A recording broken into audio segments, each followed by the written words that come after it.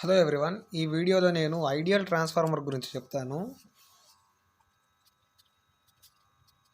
Ideal transformer. So మనము electrical వాళ్ళం అందరం కూడా ఈ ఐడియల్ అనే పదాన్ని చాలాసార్లు వినుంటాము. So what is this ideal means? Ideal battery కానివ్వండి, ideal transformer, ideal cell. So ఇటువంటివి ఉంటాయి. ఐడియల్ అంటే ఏంటంటే ఇంటర్నల్ రెసిస్టెన్స్ అనేది జీరో ఉండదు అన్నట్టు ideal means. Okay, ideal transformer గురించి ఇప్పుడు తెలుసుకుందాము. ఐడియల్ ట్రాన్స్ఫార్మర్ అంటే ఏంటంటే ఈ ఐడియల్ ట్రాన్స్ఫార్మర్స్ లోపల మనకు రెసిస్టెన్స్ అనేది జీరో. ఇందులో రెసిస్టెన్స్ అంటూ ఏమి ఉండదు, కంప్లీట్లీ జీరో రెసిస్టెన్స్ ఉంటుంది. అండ్ ఈ ఐడియల్ ట్రాన్స్ఫార్మర్ యొక్క ఇంకొక ప్రాపర్టీ ఏంటంటే కోర్ పర్మియబిలిటీ ఉంటుంది కదా.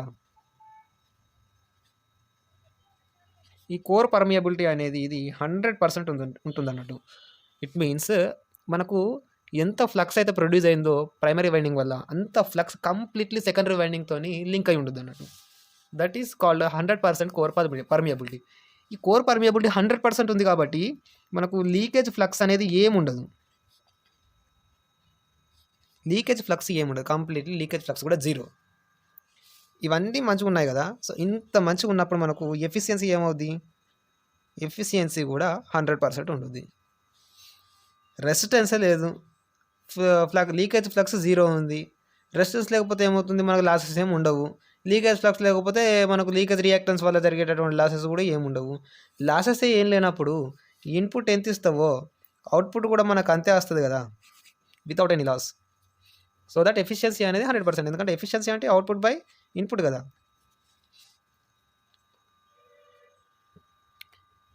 ఈ ఐడియల్ ట్రాన్స్ఫార్మర్స్ గురించి ఎందుకు చదువుకోవాలనే క్వశ్చన్ ఒకటి రైజ్ అవుతుంది. So what is the purpose of learning about this ideal transformer means to develop the concept of practical practical transformer యొక్క కాన్సెప్ట్ని, వాటి బిహేవియర్ని డెవలప్ చేయడానికి ఈ ఐడియల్ ట్రాన్స్ఫార్మర్ని మనం కన్సిడర్ చేస్తాము. సో అది ఏ విధంగా అనంటే, ఫస్ట్ ఈ ఐడియల్ ట్రాన్స్ఫార్మర్ గురించి కంప్లీట్గా తెలుసుకున్నాక, వీటి ఫేజర్ డయాగ్రామ్స్ గురించి తెలుసుకున్నాక, ఆ తర్వాత మనము ప్రాక్టికల్ ట్రాన్స్ఫార్మర్కి సంబంధించి లీడింగ్, లాగింగ్, యూనిటీ, పవర్ ఫ్యాక్టర్కి సంబంధించి ఫేజర్ డయాగ్రామ్స్ ఉంటాయి. అండ్ వాటి గురించి కొంచెం ఎక్స్ప్లెనేషన్ ఉంటుంది. వాటిని చూసాక అర్థమవుతుంది, ఓహో అందుక మనము ఈ ఐడియల్ ట్రాన్స్ఫార్మర్ గురించి నేర్చుకున్నాము, దాన్ని బేస్ చేసుకునే ఇటువంటి ఈ ఫేజర్ డయాగ్రామ్స్ అండ్ ఇవన్నిటిని డిటర్మైన్ చేస్తున్నామా పారామీటర్స్ అనేది, ఆ విషయం అనేది ఆ ప్రాక్టికల్ ట్రాన్స్ఫార్మర్స్ గురించి తెలుసుకున్నప్పుడు అర్థమవుతుంది అన్నట్టు. నేను వాటి గురించి వీడియో చేశాను already. So that is all about practical transformers on load and it is in leading, lagging and unity power factor. ఇవి మూడు ఉన్నప్పుడు కూడా పారామీటర్స్ అనేవి ఏ విధంగా ఉన్నాయి, వెక్టార్ డయాగ్రామ్స్ అనేవి ఏ విధంగా ఉన్నాయి, వాటి గురించి నేను వీడియో ఆల్రెడీ చేశాను. అది చూడండి, ప్లేలిస్ట్లోకి వెళ్ళి చూడండి, ఏసీ మెషిన్స్ అని ఉంటుంది.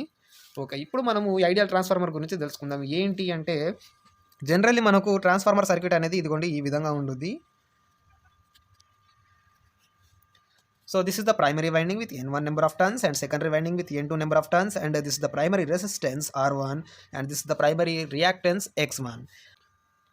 అయితే ఎప్పుడైతే మనకు ట్రాన్స్ఫార్మర్ అనేది నో లోడ్ కండిషన్లో ఆపరేట్ అవుతుందో అప్పుడు మనకి ఏమవుతుంది అని అంటే నో లోడ్ కరెంట్ అనేది ప్రైమరీలో ఫ్లో అవుతుంది. That is I0. అండ్ ఈ I0 అనే కరెంట్కి మనకు 2 కాంపోనెంట్స్ ఉంటాయి అన్నట్టు. అది ఏంటంటే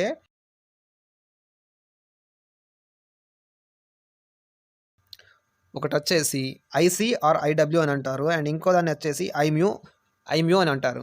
అండ్ ఈ I0 అనే కరెంట్ అనేది ఐడబ్ల్యూ ఆర్ ఐసీగా డివైడ్ అయిపోతుంది. అండ్ ఇంకొకటి వచ్చేసి I mu. What is this IC or IW means? IW it is the working component of I0 current. ఈ I0 కరెంట్కి ఇది వర్కింగ్ కాంపోనెంట్ ఆఫ్ కరెంట్ అని అంటారు. దీన్నే ఐసీ అని కూడా అంటారు. సో దీని పర్పస్ ఏంటి అంటే it is responsible for the losses taking place with in this transformer. ఈ ట్రాన్స్ఫార్మర్ లోపల జరిగే లాసెస్కి రెస్పాన్సిబిలిటీ ఏంటి అంటే ఈ ఐసీ ఆర్ ఐడబ్ల్యూ అనే current.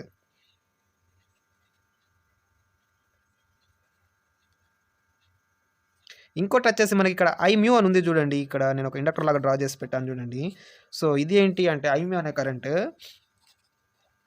This I mu current is responsible for the production of flux within the transformer. No load కండిషన్లో ఉన్నప్పుడు flux అనేది ప్రొడ్యూస్ అవ్వాలి కదా. ప్రొడ్యూస్ అవ్వనీకి ఈ ఐమ్యూ కరెంట్ అనేదే దానికి మూలం అన్నట్టు. ఐమ్యూ కరెంట్ సహాయంతోనే మనకు ఫ్లక్స్ ఫై అనేది ప్రొడ్యూస్ అవుతుంది. మ్యాగ్నెటిక్ సర్క్యూట్ అనేది రెండింటి మధ్యలో వస్తుంది అన్నట్టు. Responsible for production of flux. Okay, next ఇప్పుడు ఏంటి అంటే ఇక్కడ మనకు రెసిస్టెన్స్ అనేది జీరో అనుకున్నాం కదా, రెసిస్టెన్స్ ఇస్ జీరో అని అనుకున్నాం కదా. రెసిస్టెన్స్ ఇస్ జీరో అన్నప్పుడు ఇక్కడ మనకు ఐసీ కరెంట్ అనేది ఏమవుతుంది, it is responsible for losses కదా. లాసెస్ అనేవి రెసిస్టెన్స్ వల్ల జరుగుతుంది కదా. రెసిస్టెన్స్ అండ్ లీకేజ్ రియాక్టెన్స్ ఇవి రెండింటి వల్ల మనకు లాసెస్ అనేవి వస్తాయి కదా. సో మనకి ఇక్కడ ఐసీ అనే కరెంటే లేదు, ఐసీ ఇక్కడ రెసిస్టెన్స్ అనేదే లేదు. సో రెసిస్టెన్స్ అనేది లేనప్పుడు ఏంటి, మనకు ఈ ఐసీని పెద్ద కన్సిడర్ చేయాల్సిన అవసరం లేదు, దీన్ని నెగ్లెక్ట్ చేసేస్తాం. IC is neglected. అండ్ మనకు మిగిలిపోయింది ఏంటి ఇక్కడ అంటే ఐమ్యూ అనే కరెంట్ మాత్రం మిగిలిపోయింది, which is responsible for the production of flux 5 within the transformer. I mu. ఇంకొకటి ఏంటంటే ఇక్కడ మనకు transformer and no load operation గురించి తెలిసి ఉండాలి. నో లోడ్ ఆపరేషన్ ట్రాన్స్ఫార్మర్ గురించి ఏంటి అంటే మనకు అక్కడ I0 is equals to I0 square is equals to square of I mu plus IW square అని ఇలా ఒకటి ఉంటుంది అన్నట్టు. No load current is equals to vector sum of these two currents, that is magnetizing component of current and working component of current. The vector sum of both this current is equals to the no load current I0 అనేది ఒకటి ఉంటుంది అన్నట్టు. ఇది ఇక్కడ మనకు no లోడ్లో ఇది operate అయినప్పుడు ఏమవుతుంది, IC is equals to zero కదా, ఇక్కడ మనం దీన్ని నెగ్లెక్ట్ చేసాం, IC is equal to zero కాబట్టి I mu is equals to I0 అన్నట్టు. Because I0 is equals to this I mu square plus IW square. కాబట్టి మనకి ఇప్పుడు ఏంటి, I0 square is equals to directly I mu square. I0 is equals to I mu అన్నమాట. This means I0 is equals to I mu, అంతే కదా. No లోడ్లో operate అయినప్పుడు no load current is equals to magnetising component of current. ఇక్కడ ఇంకొక విషయం చెప్పడం మర్చిపోయాను, అదేంటంటే ఈ ఐసీ కరెంట్ అనేది వర్కింగ్ కాంపోనెంట్ ఆఫ్ కరెంట్ అనేది రెస్పాన్సిబుల్ ఫర్ లాసెస్ అని అన్నాను కదా. ఆ లాసెస్ ఏంటి అంటే నేను మెన్షన్ చేసి చెప్తాను. ఒకటి కాపర్ లాస్ అండ్ ఇంకోటి వచ్చేసి eddy current loss and hysteresis loss.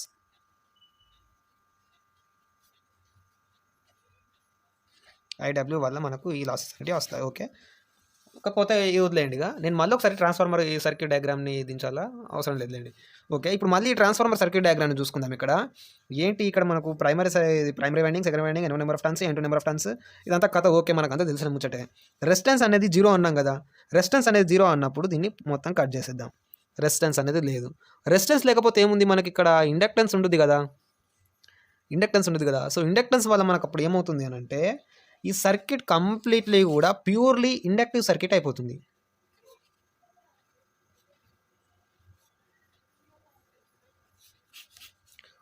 Purely inductive circuit అయితే అప్పుడు మనకి ఏమవుతుందండి, వోల్టేజ్ అనేది కరెంట్తోని 90 degrees లీడింగ్లో ఉంటుంది. వోల్టేజ్ కరెంట్కి 90 degrees లీడింగ్. కన్ఫ్యూజ్ కావద్దు. మనం ఎలా అంటే మనకి ఇండక్టివ్ లోడ్స్లో మనం ఏ విధంగా అనుకుంటామంటే కరెంట్ అనేది వోల్టేజ్కి 90 degrees లాగింగ్లో ఉంటుంది అని అంటాము. నేను దానికి రివర్స్లో రాశాను. ఇక్కడ వోల్టేజ్ అనేది కరెంట్కి 90 degrees లీడింగ్లో ఉంటుంది. ఇట్ మీన్స్ కరెంట్ అనేది వోల్టేజ్కి 90 degrees లాగింగ్లో ఉందన్నట్టే కదా అర్థము. నేను దాన్ని రివర్స్లో రాశాను అంతే. Voltage is in leading with current by 90 degrees అని నేను ఇక్కడ రాశాను. ఓకే, ఇదంతా అయిపోయింది. ఇప్పుడు ఫేజర్ డయాగ్రామ్స్ దగ్గరికి వెళ్దాము.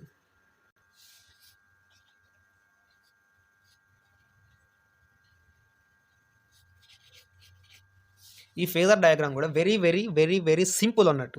ఇందులో పెద్ద కష్టమేం లేదు. ఈ ఫేజర్ డయాగ్రామ్స్లో వెరీ వెరీ సింపుల్. ఏంటి అంటే ఫస్ట్ మనం దేన్ని ఒక పారామీటర్ని కన్సిడర్ చేయాలి. అది వోల్టేజ్ కానివ్వండి, ఈఎంఎఫ్ఏ కానివ్వండి, ఫ్లక్సే కానివ్వండి, ఏదే కానివ్వండి. సో జనరల్లీ అందరు ఫ్లక్స్ తీసుకుంటారు, నేను కూడా ఫ్లక్సే తీసుకుంటున్నాను. ఫ్లక్స్ని మనము ఇక్కడ రిఫరెన్స్గా తీసుకుందాము. దీనికి ఇంకొక రీజన్ కూడా చెప్తారు కొందరు. ఏ విధంగా అంటే ఫ్లక్స్ అనేది ప్రైమరీ వైండింగ్ అండ్ సెకండరీ వైండింగ్కి ఏంటిది కామన్గా ఉంది కాబట్టి ఫ్లక్స్ రిఫరెన్స్గా తీసుకుందామని అంటారు. సో నా ఒపీనియన్ ఏంటంటే ఏ పారామీటర్ని తీసుకున్నప్పటికి కూడా వాటి బిహేవియర్ని బట్టి లీడింగ్గా లాగింగ్గా దాన్ని బట్టి మనం డయాగ్రామ్ని డ్రా చేస్తాం అన్నట్టు. ఫేజర్ డయాగ్రామ్స్ కాన్స్టెంట్గా ఉంటుంది కాబట్టి దీన్ని తీసుకున్నాను రిఫరెన్స్గా, రెండింటికి కామన్గా ఉంది కాబట్టి దీన్ని తీసుకున్నాను అని కొందరు అంటారు. నాకు ఎందుకు అది కాస్త తప్పు అనిపించింది. మనం దేన్ని తీసుకున్నా పర్లేదు, బట్ దాన్ని తీసుకొని దాని బిహేవియర్ని బట్టి అది ఇండక్టివ్ లోడా లేకపోతే ఇంకేదన్నా ఒక రెండు పారామీటర్స్కి మధ్యలో రిలేషన్ ఏముంటుంది అనే దాన్ని బట్టి మనము ఈ ఫేజర్ డయాగ్రామ్స్ అనేవి డ్రా చేస్తాము. ఓకే, ఫ్లక్స్ ఫైని మనము రిఫరెన్స్గా తీసుకుందాం. ఇప్పుడు మనము ప్యూర్లీ ఇండక్టివ్ సర్క్యూట్ అని చెప్పుకున్నాం కదా, ఇండక్టివ్ సర్క్యూట్ అని ఇంతకుముందు అనుకున్నాం కదా. ఇండక్టివ్ సర్క్యూట్ కాబట్టి ఇండక్టివ్ సర్క్యూట్ ఓకే, దీనికన్నా ముందు మనం ఫస్ట్ ఫ్లక్స్ ఫైని రిఫరెన్స్గా తీసుకుందాము. సో ఫ్లక్స్ ఫైని రిఫరెన్స్గా తీసుకుందాము. ఓకే, ఫ్లక్స్ ఫైని రిఫరెన్స్గా తీసుకుందాము. So due to this flux phi మనకు ఐమ్యూ అనే కరెంట్ జనరేట్ అయింది, అంతే కదా. ఈ ఐమ్యూ అనే కరెంట్ని కూడా ఈ ఫ్లక్స్ ఫై యొక్క ఫేజ్ వెక్టార్లోనే దీన్ని కూడా డ్రా చేసేసాను. అండ్ మనము ప్యూర్లీ ఇండక్టివ్ సర్క్యూట్గా మారిపోయింది ఇది due to resistance is equals to 0 అని మాట్లాడుకున్నాం కదా. సో ప్యూర్లీ ఇండక్టివ్ సర్క్యూట్స్లో ఏమైంది, V1 is in leading with I mu by 90 degrees అని అన్నాను. సో దట్ ఈ V1 వోల్టేజ్ని ఈ ఐమ్యూ కరెంట్కి మ్యాగ్నెటైజింగ్ కాంపోనెంట్ ఆఫ్ I0 కరెంట్కి లీడింగ్లో డ్రా చేద్దాం. Say this as V1. And మనం ఎప్పుడైతే ట్రాన్స్ఫార్మర్కి V1 వోల్టేజ్ని మనము సప్లై ఇస్తామో అప్పుడు ఏమవుతుంది, మనకు ఈఎంఎఫ్ అనేది ఇండ్యూస్ అవుతుంది. అండ్ ఆ ఈఎంఎఫ్ డైరెక్షన్ అనేది ఏ విధంగా ఉంటుంది అంటే quite opposite to the applied voltage, that is called Lenz law ప్రకారము దాని కాజ్కి అది అపోజిట్ డైరెక్షన్లో ఉంటుంది. సో దట్ ఇక్కడ ఏంటి అంటే ఈఎంఎఫ్ ఇవన్నీ కూడా మనము దీనికి క్వైట్ ఆపోజిట్గా ఇక్కడ డ్రా చేద్దాం. అండ్ ఈ E1 అండ్ E2 అనేటి ఫ్లక్స్ ఫైకి 90 degrees ల్యాగింగ్లో ఉంటాయి. అండ్ E1 ఏ డైరెక్షన్లో అయితే మనకి ఇండ్యూస్ అయిందో E2 కూడా సేమ్ డైరెక్షన్లో ఇండ్యూస్ అవుద్ది. And let us suppose draw E2 vector like this. ఇక్కడ E2 వెక్టార్ని నేను పెద్దగా డ్రా చేశాను కదా, ఏంటంటే సో స్టెప్ అప్ ట్రాన్స్ఫార్మర్ అనుకోండి, సెకండరీ సైడ్ ఎక్కువగా ఉంటుంది కదా, ప్రైమరీ సైడ్ కన్నా సెకండరీ సైడ్ అనేది ఎక్కువగా ఉంటుంది కదా వాల్యూ. సో దట్ మ్యాగ్నిట్యూడ్ని బట్టి నేను ఇక్కడ ఎక్కువగా రాశాను. అండ్ V2 అనే వెక్టార్ కూడా సేమ్ దీని మీద ఉంటుంది, E2 మీద ఉంటుంది. V2 and E2 both are in same phase. ఇక్కడ V1కి E1ని ఆపోజిట్ డైరెక్షన్లో డ్రా చేశాను, అండ్ V2ని E2కి సేమ్ డైరెక్షన్లో డ్రా చేశాను. ఇదేంటి అని డౌట్ వస్తుంది. ఇక్కడ ఏంటంటే మనకు V1కి E1 అనేది ఆపోజిట్ డైరెక్షన్లో ఇండ్యూస్ అవుతుంది అన్నట్టు. బట్ E2 అనేది V2 అనేది ఎలా అంటే E2 వచ్చిన తర్వాత V2 వస్తుంది అన్నట్టు. ఈఎంఎఫ్ ఇండ్యూస్ అవుతుంది సెకండరీ వైండింగ్లో, అండ్ ఈఎంఎఫ్ ఇండ్యూస్ అయ్యాక లాసెస్ పోను తర్వాత మనకు V2 అనేది వస్తుంది. అండ్ ఇవి రెండు కూడా సేమ్ డైరెక్షన్లో ఉంటాయి. సో మనం ఇక్కడ వేవ్ ఫార్మ్స్ చూసుకుంటే ఏ విధంగా ఉంటాయంటే ఈ వెక్టర్ డయాగ్రామ్లో ఏదో ఒక పారామీటర్ని తీసుకుందాం ఫస్ట్. సో మనం సప్లై వోల్టేజ్ని తీసుకుందాం. V1 యొక్క వేవ్ ఫార్మ్ ఏ విధంగా ఉందంటే this is supply voltage V1 and flux phi అనేది V1కి 90 degrees ల్యాగింగ్లో ఉంది. ఇక్కడ 90 degrees ల్యాగింగ్లో ఉంది. సో ఇప్పుడు ఈ ఫ్లక్స్ ఫైని కూడా మనము 90 degreesలో డ్రా చేద్దాం.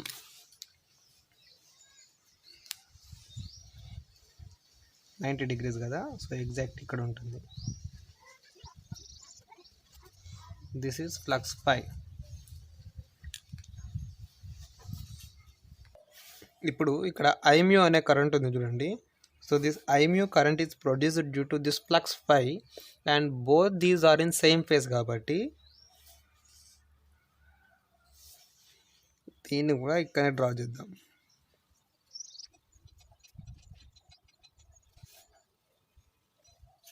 This is I mu, magnetizing component of I0 current. And ఇక్కడ E1 చూడండి, ఈఎంఎఫ్ E1 అనేది సప్లై వోల్టేజ్ V1కి 180 degrees ల్యాగింగ్లో ఉంది. ఇక్కడ నుండి ఇక్కడికేమో 90, అండ్ ఈ ఫ్లక్స్ ఫై నుండి E1 కూడా 90 degrees. It means totally 180 degrees కదా. సో ఈ E1 అనే ఈఎంఎఫ్ని కూడా V1కి 90 degreesలో డ్రా చేద్దాం.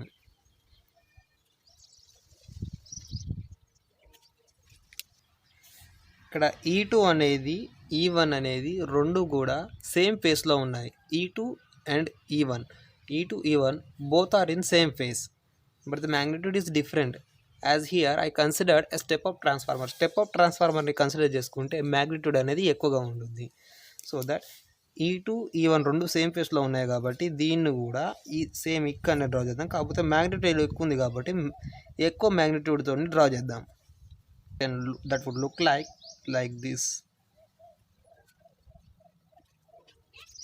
This is E2 and V2 both are in same phase, and as it is an ideal transformer మనకి ఇలాంటి లాసెస్ కూడా లేవు కాబట్టి ఇదే మనకు V2 అవుతుంది.